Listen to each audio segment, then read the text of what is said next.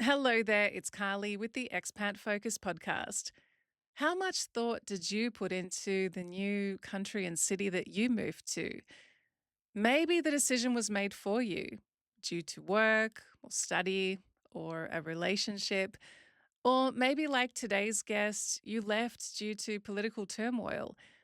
Vasily Yurenkov left Russia just 5 days into the war with Ukraine.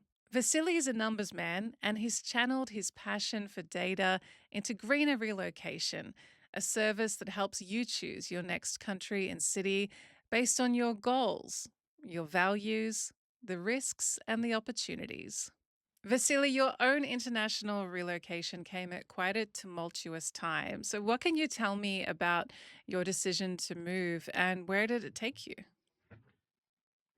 Well, the initial plan for my wife and me was to move from Russia to the UK somewhere by the end of 2022. That was our initial plan.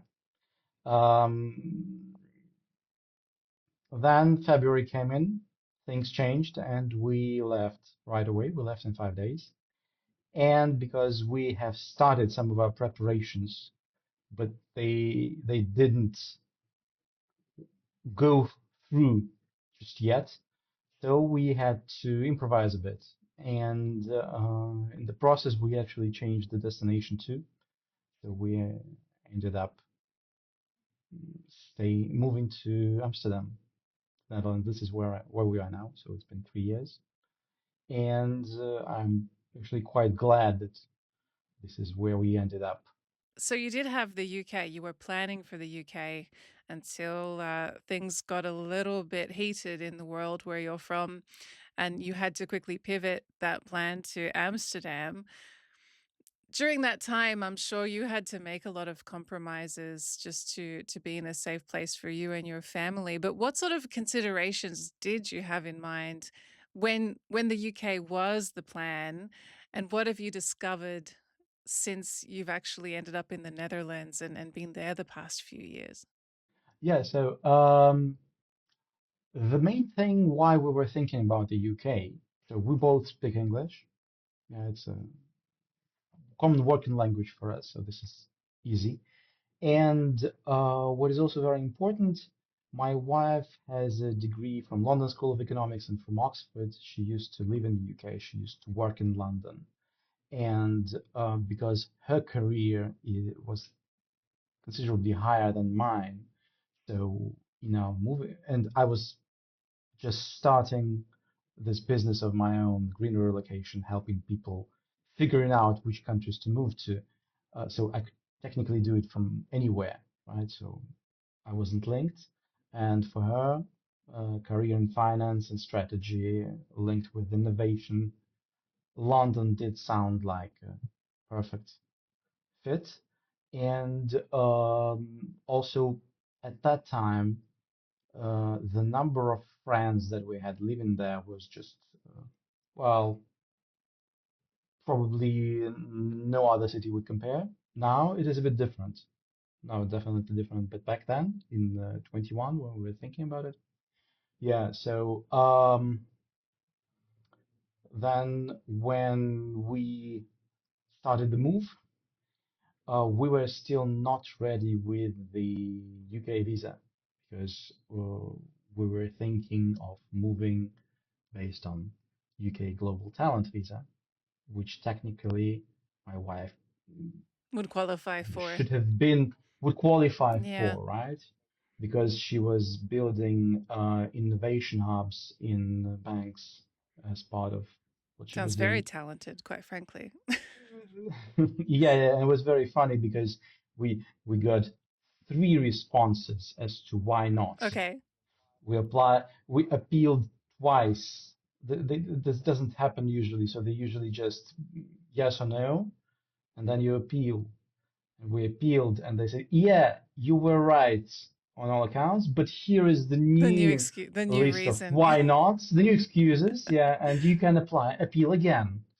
And but by that time we have already moved to European Union because I had residence permit from Italy, and so we were already on the move. And at some point when we figured out that UK starts, stumbling somewhere, we decided to, well, actually run my model. We're like, okay, London is probably number one, but let's see, okay, what's out there for us. Like, we do have the model. I help others with this. Why not us? So we did it for ourselves, and it was very funny. London was number one. Yeah, okay, objectively by I data. mean, yeah, by data, Um, it ticked all the right boxes. it did tick all the right boxes. It ticked all the right concerns. Yeah, because cost of living obviously is outrageous. We were actually thinking more of going. If we were to go there, we would probably be living in Oxford, not in London per se. But then Amsterdam showed up on the map, and it was pretty high up, so it was in top five. And on our travel, we spent some time there, a month, and we figured out that surprisingly, we actually have quite many friends there. Uh, and again, by the model, it kind of ticked boxes, not everything to the top, everything that we were looking for, but it was pretty good. And we decided we should give it a go. And eventually, I would rather say that we're pretty happy that we did, because after we settled here, so things in UK got a bit worse in many respects, also career-wise and everything. So yeah, that was definitely the right move. But strictly speaking, yeah, so we were. You mentioned Italy and being in the European Union. Did do sort of a tour between leaving Russia and landing in Amsterdam? Yes, we were actually on the move for 5 months because we drove in a car. The thing is that we had two cats, one of them a huge Maine Coon. Oh, they're So great. we couldn't really fly because okay, the direct flights were canceled. Um, so we just packed everything in the car and we just drove off. But that also meant that we had to drive for quite a while. So basically, for 5 months, we were moving slowly towards Italy, Vasily, staying with our I am from friends, living. Australia, where we are very used to the long road trip. But even for me, the sound of a 5 month road trip is a bit intense. It is, but it was, yeah. Well, if you set aside the background to which it was done, it was actually a fun trip. We were very tired by the end of it. But also the thing was that so while we were moving towards Italy, we also both understood quite well that um, for my wife, there would be no career there, right? So that's not really possible, not in her, not in her But area. Italy, it So was we had Italy to. in your top five. Is that why you were heading there first? No, it was actually just because I sort of had the residence permit. Right. So, how important is data? Why is it so central to choosing a new home abroad? The thing I noticed when I was when I started it was that I spoke to many people, to some of my friends, some colleagues, some people, I was introduced to, who moved abroad from different countries. And there was one thing I noticed. Nobody ever approached this decision as a rational choice. The thing is, I'm an economist by trade. I used to work in finance and strategy most of my career. So this is where you actually, uh, you analyze what options do you have. You measure everything, you kind of calculate the risks, and you kind of, well, you try to figure out, okay, what is the rational thing to do? What is the second best, third best? What are we actually doing? And the funny thing I noticed is that even people with a similar background or entrepreneurs, people who are like way better strategists than me, or way better finance guys than me. I'm not a very good finance guy. Don't give me Okay, I'm not your going to money ask you for for financial advice, investment. Don't give Vasily. me no. Don't ask me for financial advice. No, I know a guy, but don't ask me. Um, Nobody did make the choice. They were always like, why did you choose London? Well, I mean, where else? What do you mean, where else? There's like France, Germany. Well, France, no taxes. Germany, France, probably no not. taxes. Luxembourg. I never thought about Luxembourg. Well, I don't know. Just everybody went to London. I went to London. And then somebody who went to the US. Why through the US? Well, London didn't work out, so I just went to the US. Why? I don't know. It's like a Or I heart, don't know. heart Somebody versus head decision. Are you telling me that most people are making decisions to move abroad based on like heart feeling and not logic? absolutely. They make it based on chance. So there is an opportunity that presents itself. It can be an ad. They see an ad. Oh, you can make, I don't know, you can get your residence permit in 3 months' time. And they're like, wow, that's cool. Guys, you can make residence permit in 3 months' time almost anywhere. Well, back then. Now it's a bit more complicated, but why there? Well, I don't know. I have a friend who moved there, or a job offer, something. And the thing is that you may end up in a place that you absolutely love, but you just don't fit. Or you may end up in a place that kind of fits the boxes, right? But you just don't feel it. Oh, you make it fit, Vasily. You can make it fit, but then again, so the question is the main I'm not thing saying it's the best is choice, but yeah, it's true. It's absolutely true. The main thing is why you move. yeah. So it's like, what makes you move? What are you looking for? Vasily, just before we started recording, I was telling you about where I am in the city of Strasbourg, and a lot of the expat foreigner women that I meet are in my city for love. And possibly they wouldn't have chosen this city if they were making their decision to move here based on other factors such as career opportunities or, tax rates or, life or whatever other goal they have in their life or whatever type of lifestyle they're prioritizing. So, how important is that sort of thing if you're not making that heart decision, that to factor into what is actually a good fit for you? Um, when I have single clients who come over to me, I always recommend them first to choose at least a place where they will be fine from that perspective. And Where they're going to have a lot of swiping the right direction on Tinder. Is this what you're saying? um, let's put it this way: I still didn't manage to measure that. We're always, dancing around this parameter because it's tricky. But yeah, dating market. The percentage of Uh, singles in a city? I don't know. Yeah, maybe. And also, when thinking of Italy, maybe the average age when the boy leaves the family. How many people are still living with their mother? Yes, This is yes, what yes, you're yes. saying. But another thing that is actually very can come in very handy. So in our national culture aspect, we now add some of the questions that are covered by global polls like World Value Survey. They cover, for example, relation towards women.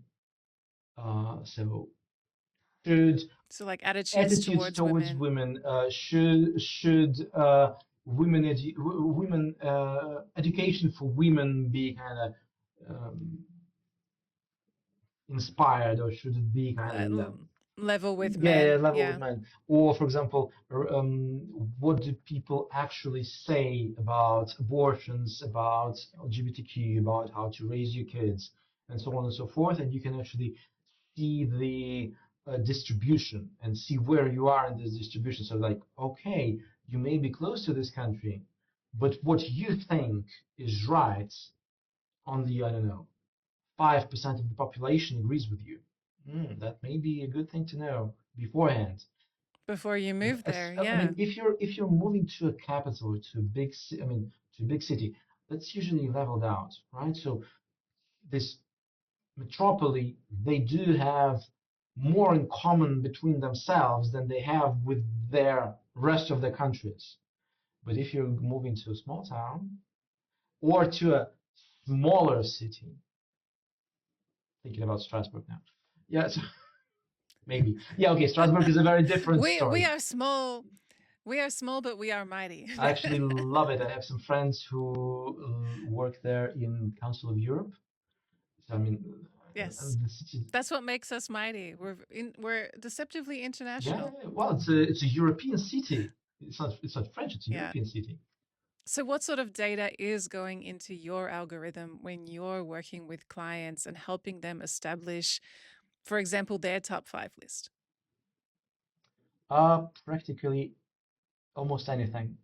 So right now we have more than mm, 600 parameters, I think, maybe more already, that we, in one or the other way, we kind of combine and put inside. Not all of them at the same time, of course. The main thing is that I talk to each of my clients for like an hour and a half, and sometimes more, and to their partners if they're not alone. And we try to establish what are the key drivers, what is it that they're actually looking for. Do they want improvement? Do they want to avoid certain risks? Why are they moving? So what are they looking for? And then we try to narrow down to a few key factors, because what many people don't realize is that, for example, even those who actually do try to do this analysis themselves, right? So they open up Numbeo, wonderful website, awesome. Yeah, look up crime rate index by country. Oh my God, never look crime rate index by country. Why didn't I look Doesn't up the make any crime sense. rate? I never thought about that. If I did, maybe I wouldn't have moved to Yeah. London. Well, yeah, it is a bit notorious now. Not as scary though as people tend to believe, but yeah. And for example, some aspects it doesn't make sense to analyze on a country or on city level. You can sort them out when you move by choosing the right neighborhood, by setting your lifestyle. So it depends.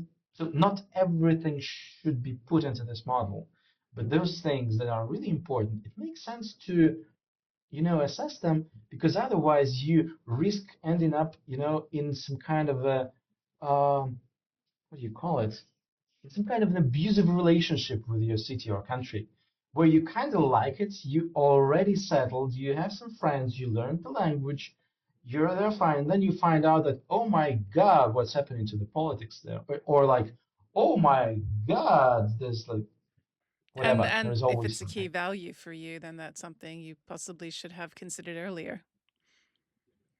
Precisely. Right. And many people, they just go, oh, I had this wonderful job offer, it's what I was dreaming of, and also maybe I will work this, maybe not. So can you talk me through a client profile and some characteristics that might come up for a client that does prefer this more data-driven approach to making this decision? um So usually, the people I get are they usually qualify as skilled migrants. Very often with either IT or finance or well, usually they are a bit of a STEM background, so they are into numbers themselves because this is how they Hmm. think, and so And people in STEM are in uh, demand worldwide, really, aren't they? yeah, it's also a bit easier for them to move around, though, yeah, well, generally, yes. This is one profile. The other is quite often it's either startups or entrepreneurs, so founders, businesses, freelancers, those who just, move around, they can nomads basically, especially when they are tired of moving around every year and they just want to finally settle somewhere. And they've seen quite a few countries and they don't know, they know what they don't like. They just don't know where to find a place without all those things they hate. And Also, I get sometimes the retirees, so those who have already earned for a nice uh, retirement, and they are looking of maybe, I don't know, moving out to somewhere southern. They obviously all think about Italy. It is not South of always Italy. France, Italy, Spain. Spoiler. It's not always Italy? Yeah, yeah, you know the usual. It's not always Italy, no.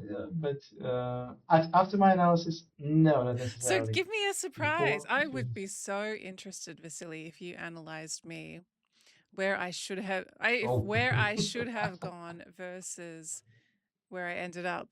But has there been a surprise for any of your clients in terms of like they had a top 5 list in their mind and after you did your data-driven analysis, it was a completely different set of countries?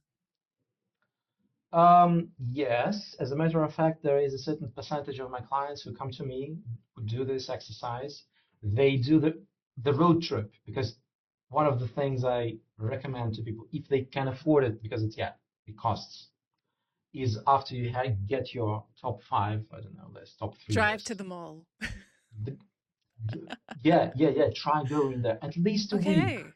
I can help you figure out again what to look at, some tricks and things, what to do. Like I don't know, take a subway in the rush hour, right? Pretend you're going to work, so take a metro in the morning to the business center. Look at the people. Look what's happening. Do you feel that it's cool, or do you feel that you don't want this? You want something else. You want to bike to work, for example, Sit whatever. outside your Uh, ideal apartment on a Saturday night and see how noisy it is. Like that sort of approach, right? yes. Oh, yes. Yes, definitely. Like check the neighborhoods, check the suburbs, figure out whether you really want to be there. Uh, so there is a quite stable percentage, not very big, of my clients who choose not to move altogether. After doing this exercise, Yeah, right. yeah. They all because one of the things we do is not just show you, okay, which is the best place. We show you the trade-offs.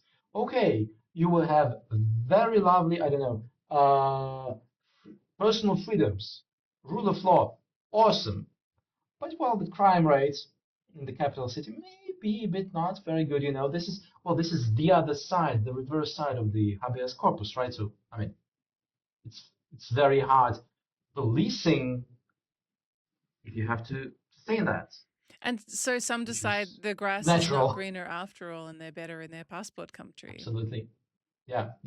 I have quite a few Wow. people who just like, well, we've seen it all. You know what? We're better off staying here. Maybe if things deteriorate, okay, we'll know where to go. But for now, we're kind of fair and square. And it's always funny. I try to reach out to my clients a couple of years after to see how they're doing. Where are they in the And world? where Always are very they in the interesting. world? Still in your recommended country? Some are still planning to go. Some all of a sudden gave up the whole idea of moving. And they're like, it's a very funny conversation usually. But for example, people were thinking for 10 years that it was just in the back of the mind. Yeah, at some point we'll move abroad. Everybody moves abroad. We'll move abroad at some point. And then they come to me. Then we do this thing. Then they do the trip. And then I find out, oh, they actually bought a house. They have a small kid now, and they're not moving anywhere. They don't Is plan it to. sometimes, They stopped this obsession of maybe we should go abroad. No, they kind of figured and out they don't want why? to. Why have they decided to abandon that plan? Is there a common thread? It's different, but usually it's the trade-offs. So people think, for example, people think for example, um, if they come from some country where there are certain, political instabilities, let's put it this way. So maybe freedoms are slightly tricky, right? So it's kind of I can think it's of a it's not a few, civil Vasily. war of quite a few. Yeah. Well, it's not a civil war, but it's getting, some things may be not right, but so far so good. And then they say, okay, well, no, we want to move, I don't know, to Europe, to Nordics, maybe. And then they go there and they figure out that, yeah, but you know the thing, your salary will be half of what you get. And your lifestyle, I mean, the people of the same social level as you, they will not be having two cars per family. Not because they just don't use it, right? They need two bikes, but they will not have those two cars. They probably will not have anybody coming to clean. They will not have a couple of babysitters for their kids because it's just too expensive. They will be working part-time, them, I don't know, part of the week, both, and they will be spending a lot on babysitters and whatnot. And it's just different. Or maybe they move and they see and they figure out, you know what? I kind of don't want that degree of freedoms and rights for everyone. I want my streets cleaner and nobody, you know, stealing my phone from me. But I don't Yeah, need any yeah, more yeah. freedoms. No, I'm joking. Yeah, well, some people don't, Okay, but right. actually, it's true. It's Well, actually true, it's better the devil you and know that's what. sometimes, right? Yeah. Also, some people just look around and they figure out that yeah, okay, maybe where they are now, something is not ideal, but they can kind of sort things out by changing the work, maybe moving to another location, maybe something, but they have like network there. And when they look at other countries that they felt that may have been like a dream, they figure out that, well, you know, it's you will be an outsider who will have to actually build a life anew. And they just don't want it anymore, for example, because they're well off. So I guess these are some of the downsides that may go against the algorithm. Algorithmically, it might I be a wouldn't great say. country, or maybe not. Or is this where the personal values data really comes into play here? Personal values. You know, I'll come to Okay, personal values in a second because I love this topic. But actually, the idea of this algorithm, this model really, is to help you show what is it that you're looking for really looks like. And then quite a few people, they come back to me and they tell me, you know, we looked at all this and we figured out that we want something entirely different. Because we weren't picturing these countries, but we were picturing that we want this. Now that you showed us that this is actually somewhere else, we need to figure it out because it's actually something else we're looking for. And well, some of them later come back and tell me, we figured it out. We want this and this. Everything else just doesn't matter. I'm like, okay, here you go. This is your new list of countries. But then again, you have to go there and you have to have the chemistry. So if you don't have the chemistry, the algorithm will not work. The country may be perfect if you don't click. Nothing works. The only thing I can help you with is um, to make sure that those countries you test are at least not too bad from the point of view of your rational side. And whatever you fall in love with or you don't, I don't know. It's that's chemistry. But when it comes to personal values, yeah, where many people are really, for many people, it's really very important. How do they match the people who live in the country? Uh, that comes up very, very often because very often people who come to me when we do the test, when um, we use, for example, culture compass that is based on Geert Hofstede's um, six-dimensional national culture model. Pretty awesome stuff. Um, when we plot their profiles against the countries they were born into, they look like complete foreigners. So they are abs- and it was very funny. Um, Once a friend of mine who was having a lot of political debate with his grandmother, a classic constantly, situation. Yeah. classic. And this friend learned this about this culture compass. He did it also, and he was like, "Wait, let's do this for my friend." We did the profile, and the funny thing was, this friend was the exact opposite of the average for that country. But the grandmother was very, very close to that average. She was just one of those people who live there. And I mean, seriously, after that, I became a believer. I was like, oh my God, this thing actually works. And we actually started using it after that because I was like, oh my God, I can literally plot two people who constantly fight about the things they believe in, about the fundamental values, and I could just explain to you why. Okay, here, I can explain though. Okay, wow. So yeah, that does help, but the thing is, it also doesn't guarantee that you will like it. Nothing And this is guarantees that why you will you like it. recommend the epic road trip before, or a flight trip, wherever these Epic road countries are. trip is Maybe you need to take a definitely, plane. yeah, if you can afford it. The only problem is that it is extremely costly. Well, as you know, you flew from Australia. I mean, that's one country I do wish to visit, but I'm always scared. No, not by the spiders, but I mean the length. I mean, how much time does it take to get there? 20 to Seriously. 24 hours, depending on where you're coming from and how long you spend in transit, because you typically need to make a In the stop. transit, Yeah, yeah, you have to two do legs. two I can or tell you, two. Vasily, for I mean, example, it's flying from crazy. France, the first 6 or 9 hours to Dubai or wherever you're porting first, it's long, but it's okay. But then you get on that second leg for 13 hours. And by the end, I understand why people fantasize about like opening the plane door, because you're climbing the walls, it's cabin fever city. Yeah, But I yeah, do watch the most movies ever in my, 18 months when I get on that plane to Australia. I'm like, okay, it's time to binge some series I've been putting off for a long time. What movies have I missed at the cinema? All yeah. of them. Okay, let's smash them out. What are all these adventure movies? What is this about? I'll dive in the 100%. You universe. could you Let's could see get it. through Yeah, all the Marvels from yeah, Hugh I get it. Jackman Yeah. as a baby to now. Yeah.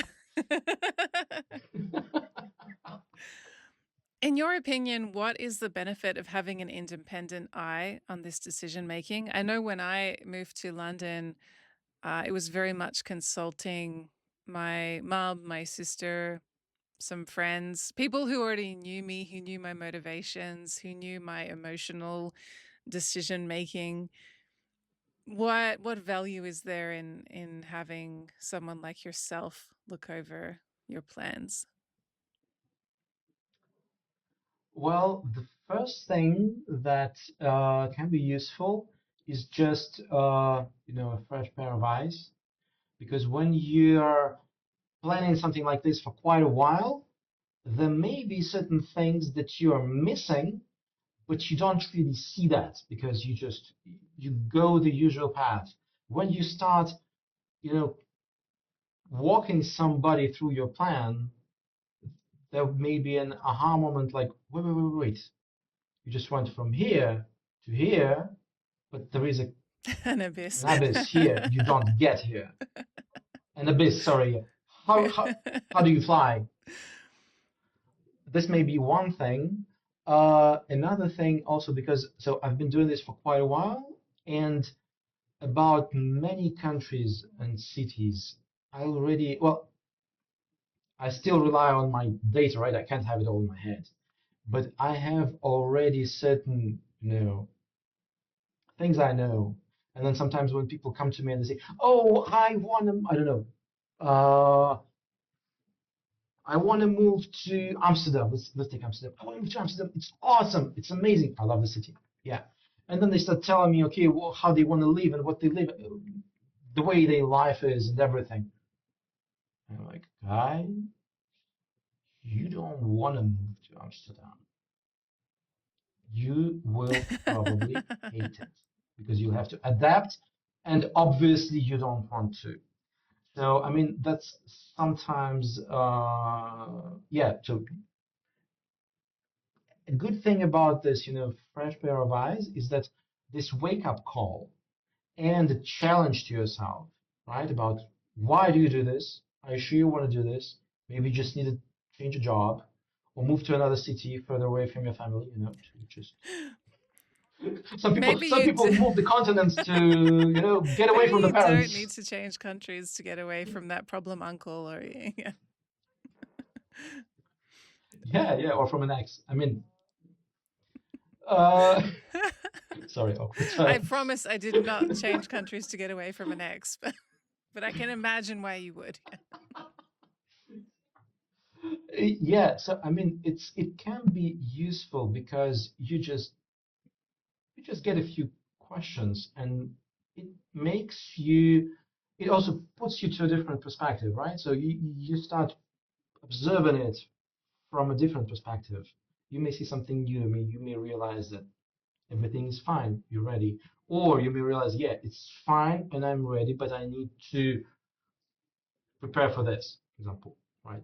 Something that you're not really ready for. Or maybe you need another country, or maybe you don't need to go anywhere. Maybe it's So, just, can data lie? oh, data can definitely lie.